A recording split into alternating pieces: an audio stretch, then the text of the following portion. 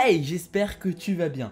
Aujourd'hui, on se retrouve pour connaître la réalité derrière les supports et les résistances. Parce qu'au final, les supports et les résistances ne sont pas des lignes, mais des zones. Et aujourd'hui, je vais te montrer comment les trader et comment faire des profits juste avec cette petite connaissance que sont les supports et les résistances. Et bien sûr, sur la chaîne, tu trouveras énormément de contenu de ce style-là, donc je t'invite à t'y balader librement et à t'abonner pour ne rien manquer. Maintenant que c'est dit, sache juste que je vais utiliser quelques mots techniques dans cette vidéo. J'ai un petit cadeau pour toi. J'ai écrit de A à Z un dictionnaire où est écrit tous les mots techniques en bourse. C'est utile pour les débutants comme pour les personnes avancées. C'est déjà arrivé à tout le monde de voir un mot qu'on ne comprend pas et de passer des longues minutes à chercher ce mot. Tandis qu'avec mon dictionnaire, tu as juste à le dégainer et le mot te revient. Honnêtement, j'aurais aimé avoir ça à mes débuts. Je me souviens encore à quel point j'étais perdu avec tous les mots techniques comme DCA, FOMO, FUD. Et ouais, on est tous passés par là. Et on aurait tous bien voulu avoir un dictionnaire sous la main. Et c'est pour ça que je l'ai écrit, pour aider les investisseurs à avancer plus rapidement dans le domaine. Il est mis à jour régulièrement pour ne pas vieillir, donc tu peux t'y fier. Et le meilleur dans tout ça, c'est qu'aujourd'hui, je te le partage gratuitement. En même temps, qui ferait payer un dictionnaire? Tu as juste à cliquer sur le lien dans la description pour le trouver. Maintenant que tu peux comprendre l'intégralité de la vidéo, on peut commencer.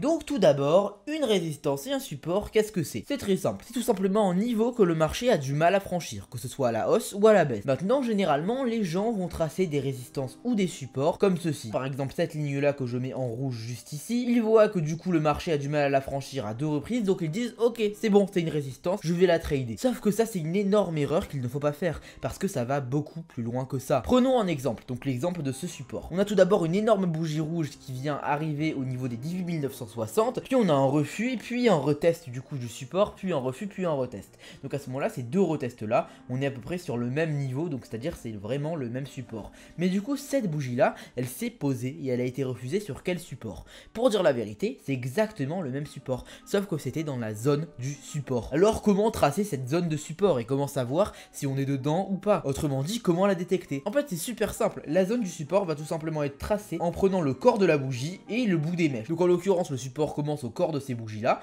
et au bout de cette mèche là. Donc c'est à dire que là on a la zone de support qui fait toute cette superficie là. Et on peut voir qu'on a été bloqué dedans à de multiples reprises. Donc maintenant quelqu'un qui ne connaît pas le principe des zones de support et seulement les lignes de support, il va dire ok, donc on a une ligne de support juste ici, ou plutôt pour être exact du coup on en a deux, c'est-à-dire une ici et une ici, pour du coup être en accord avec cette bougie là. Et à ce moment là, quand il va voir cette bougie là qui a cassé ce support là, il va se dire ah ça y est, on a cassé le support, on va aller en baissier. Sauf que c'est une énorme erreur. Et là il va se dire ok bon, j'ai eu tort, donc je vais attendre que ça casse vraiment pour prendre en ordre. Donc du coup là ce qu'il fait, il voit que ça a cassé juste ici, donc ça a cassé encore plus loin. À ce moment là, ok, je place mon ordre vite en baissier, il fait ça, il veut cibler allez, les 15 700 on va dire. Et ben non en fait, il repère, mais pourtant ça avait cassé son support. Alors qu'est-ce qu'il a fait de mal? Pourquoi son support a été cassé? Mais en fait, non. Et bien c'est là où entre en jeu la zone de support. La zone de support est une zone qui agit tout simplement comme le support. C'est juste qu'elle va être moins décisive et moins claire que le support. En l'occurrence, quand on est dans la zone de support, on ne sait pas vraiment où le marché va aller. Le marché peut continuer en baissier ou alors il peut remonter en haussier. C'est-à-dire que quand on est coincé dans la zone de support,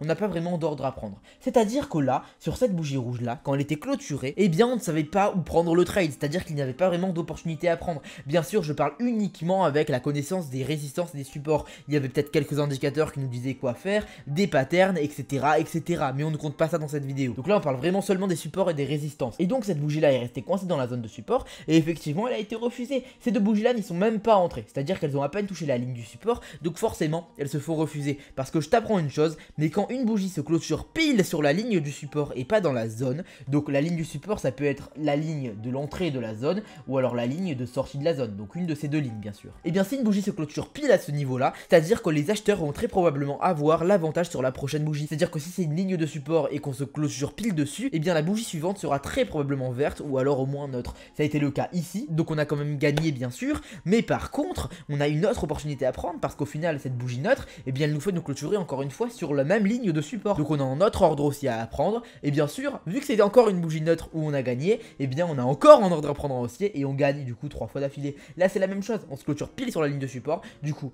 on prend en ordre en haussier sur la prochaine bougie et on gagne, d'accord? Et là du coup on peut continuer à avoir des exemples. Donc là par exemple ça n'est pas venu toucher la ligne, donc rien à voir. Là c'est venu entrer dans la zone, donc pas d'ordre à prendre parce qu'on ne sait pas où ça va aller. Et là encore une fois ça entre dans la zone, ça fait des zigzags dans la zone, à l'entrée, dans la zone, nanana. On sait pas vraiment ce qui va se passer. Et là en l'occurrence tu le vois, cette bougie verte est venue se clôturer pile sur la ligne du support. Donc en l'occurrence c'est devenu une ligne de résistance pour elle. Et du coup la bougie d'après est rouge tout simplement. Et du coup on continue, on fait des zigzags, des allers-retours entre la zone de support et l'extérieur. À ce moment là on n'a pas vraiment beaucoup d'opportunités à prendre avec seulement les connaissances de résistance et des supports. Mais on voit vraiment que peu importe combien ça pénètre dans la zone de support, tant que ça reste dans la zone de support ça ne casse pas. Et là en l'occurrence on n'avait pas non plus d'ordre short à prendre si on n'utilisait que ces connaissances là. Tout simplement parce que cette bougie là, elle a certes touché en dessous de la zone de support, mais vu qu'elle ne s'est pas clôturée en dessous, le support n'a pas été cassé. Par contre à cette bougie là, vu qu'elle s'est complètement clôturée en dessous du support, le support a complètement été cassé. Alors là j'ai fait une petite erreur dans mon analyse, je vais tout de suite la rectifier. Alors sur la première grande bougie rouge, il y avait bel et bien une opportunité.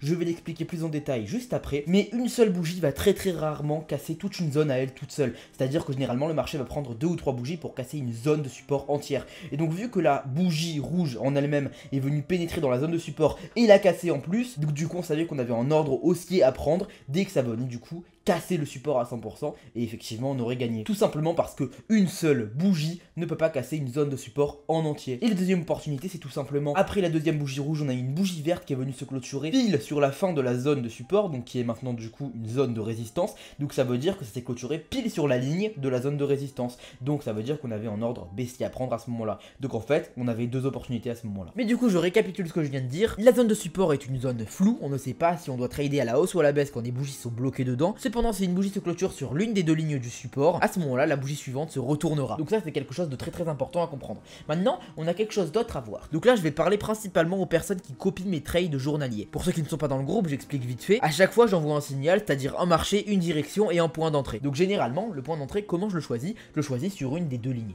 En l'occurrence, sur cette bougie-là, j'aurais choisi un point d'entrée en haussier sur cette ligne-là. C'est-à-dire dès que ça aura atteint ce niveau-là. Tout simplement parce qu'on a une chose très précise en tête. Un support ou une résistance va rarement être cassé en une fois. C'est-à-dire que normalement, une bougie va venir pénétrer dans sa zone et la bougie d'après va décider si on casse le support ou pas. Et là, en l'occurrence, on a une bougie qui est venue chercher la première ligne et qui l'a cassée. Donc à ce moment-là, moi je me dis, ah non, ça marche pas comme ça, donc on prend en ordre en haussier juste ici. Et c'est exactement ce qu'il fallait faire. Parce qu'une bougie seule va très rarement casser un support entier à elle toute seule. Le marché va généralement faire ça en 2-3 bougies minimum. Et une autre raison, c'est tout simplement pour avoir un point d'entrée sécurisé. C'est-à-dire que moi, mes points d'entrée ne sont jamais dans les zones, mais soit sur les lignes, soit un peu au-dessus des lignes. C'est-à-dire, par exemple, là, si je voulais prendre en trade en haussier, mon point d'entrée aura soit été pile sur cette ligne-là, soit légèrement en dessous. Pour prévenir le fait que la bougie peut effectivement se clôturer pile ici, sans avoir pour autant cassé le support. Donc, c'est-à-dire que mon analyse aura été bonne, j'aurais dit que la bougie n'a pas cassé le support. Mon point d'entrée m'aura fait perdre malgré mon analyse qui était bonne. Donc, c'est à ça que sert le point d'entrée, parce que j'ai reçu beaucoup de questions de la part des membres du groupe VIP qui copient mes trades sur comment je fais pour trouver mes points d'entrée. Et bien ça, c'est un des secrets, donc il y en a des nombreux, des secrets pour trouver les points d'entrée parfaits,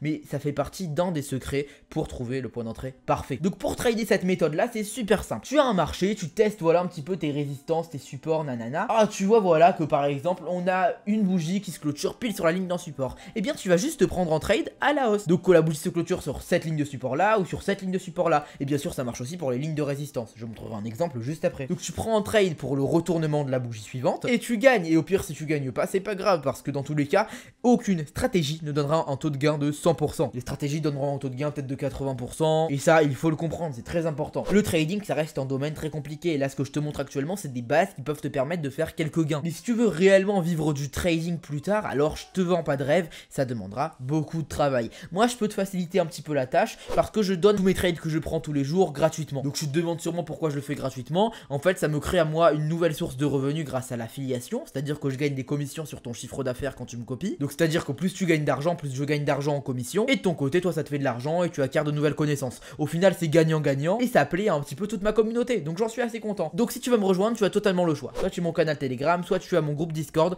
L'important c'est que peu importe ton niveau, tu peux venir copier mes trades parce que c'est adapté à n'importe qui. Et bien sûr du coup c'est complètement gratuit. Donc ça ne te coûte rien, il n'y a que du bénéfice à prendre. La seule condition c'est que tu aies de quoi investir sur ton compte pour pouvoir commencer à trader, mais je pense que je t'apprends rien. Donc si tu réunis cette seule condition, et bien sûr si tu es aussi motivé, alors tu es le bienvenu bienvenue sur mon groupe Discord ou alors mon canal Telegram. Allez, je t'attends là-bas. Maintenant on peut continuer et je vais te montrer un petit peu un exemple sur les résistances. Si tu as compris intuitivement comment ça fonctionnait sur les résistances par rapport au fait du coup que c'est tout simplement l'inverse des supports, alors je t'invite à aller à ce timecode là pour aller à la partie suivante de la vidéo. Donc au niveau des résistances c'est à peu près pareil. Donc par exemple juste ici on a une belle résistance qui s'est créée. Alors comment elle s'est créée? C'est super simple. Déjà je vais dédoubler cette petite ligne pour pouvoir la mettre à l'entrée, comme ça on a les deux lignes de résistance et on va voir un petit peu que rien n'est dû au hasard. Regarde-moi par exemple cette bougie. On a eu une mèche qui est venue échouer du coup sur cette ligne là au moment où elle n'existait pas encore, et ça c'est magique parce que du coup en trading rien n'est mis au hasard et ça c'est vraiment génial. Et tu vois en fait pourquoi elle a échoué juste ici,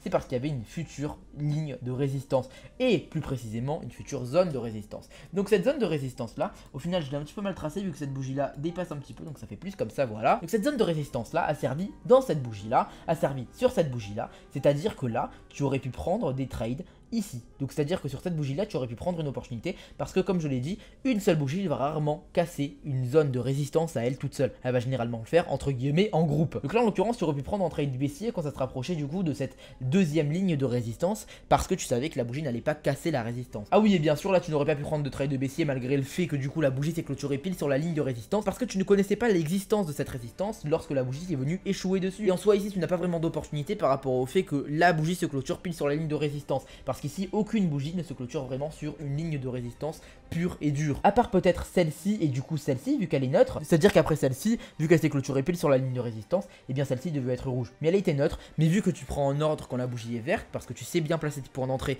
grâce à cette vidéo, et bien tu as gagné. Et vu qu'elle est neutre, à ce moment-là, ça veut dire que tu es toujours sur la ligne de résistance. Donc à ce moment-là, tu reprends en trade en baissier et tu as gagné. Et si tu veux un petit peu plus jouer le jeu, alors tu reprends en trade en baissier juste ici et tu as gagné. Tout simplement parce que cette bougie est à peine baissière, c'est-à-dire qu'on est toujours vraiment à peu près sur la ligne de résistance, donc tu aurais pu jouer le jeu comme ça. Mais du coup au final sur cette zone de résistance tu as eu pas mal d'opportunités. La première est juste ici en prenant trade en baissier, la deuxième est juste ici aussi en prenant trade en baissier, pareil est juste ici, donc troisième déjà, quatrième opportunité juste ici en prenant trade en baissier vu qu'une seule bougie ne peut pas casser une zone de résistance à elle toute seule, en général bien sûr, hein, ce n'est jamais à 100% sûr. Cinquième opportunité juste ici, puis ensuite on a eu la bougie qui se clôture pile sur la ligne, donc sixième réussite, septième réussite, huitième réussite, et là du coup tu as fait 8 gains en utilisant une seule résistance. Et c'est ça la magie des zones de résistance. Maintenant je vais t'apprendre un petit peu dédoubler cette résistance. Donc tu avais déjà appris à dédoubler une résistance avec le tutoriel sur le RSI qui est juste là, mais là je vais t'apprendre ça uniquement en utilisant des lignes de tendance. Là tu vois qu'on a deux tops, c'est-à-dire qu'on est sur une tendance haussière parce que le top précédent est plus bas que le top suivant. Donc là tu prends une ligne de tendance, tu la traces sur ton premier top, tu la prolonges sur ton deuxième top et bah voilà, en fait, tout simplement, tu pouvais prévoir où est-ce que le marché allait s'échouer. C'est-à-dire qu'on avait la résistance, et en plus de ça, on avait la ligne de tendance qui bloquait l'avancée du marché. Au final, bah, c'était assez évident. Certes, comme d'habitude, ce n'est jamais à 100% sûr, mais là, tu avais bien environ 70% des chances que ce soit de ton côté. Et bien sûr, je rappelle que cette vidéo n'est pas un conseil économique, hein. Forcément, si tu décides de trader, c'est ton propre risque. Si tu décides d'investir, c'est ton propre risque. N'oublie pas que les marchés financiers et trader, c'est un vrai métier et que ce n'est pas juste un passe-temps. Donc certes ça t'aidera à faire des bénéfices, mais si tu veux réellement faire des bénéfices, soit tu te poseras vraiment pendant 1 an et demi à 2 ans minimum sur les marchés pour apprendre, soit tu viens me rejoindre sur mon groupe Telegram pour aller un petit peu plus vite et surtout pour pouvoir profiter de mes trades et gagner sans avoir vraiment de connaissances au préalable. Mais n'oublie pas qu'à part ça du coup c'est vraiment un risque. Mais juste prends confiance des choses. Les personnes qui s'approchent du trading en général sont généralement assez intelligentes, donc prends en conscience, réussis à voir la situation objectivement, prends conscience de ton niveau et avise ce que tu fais. C'est-à-dire soit tu commences à étudier sérieusement le trading, que ce soit à mes côtés ou pas à mes côtés, soit tu me rejoins juste pour copier mes trades et que tu ne prendras pas de risque toi-même sur les marchés financiers parce que tu es conscient qu'il y a énormément de zones d'ombre que tu ignores. Enfin bref, je te dis juste sois conscient des risques sur le marché. Je ne veux pas te vendre du rêve, je veux juste t'aider dans ton avancée. Bien sûr, si tu as la moindre question sur tout ce que je viens de t'apprendre, n'hésite pas à me le dire en commentaire. Je répondrai avec plaisir et je regarderai tous les commentaires. En tout cas, je te souhaite une super journée ou une super soirée. Bye!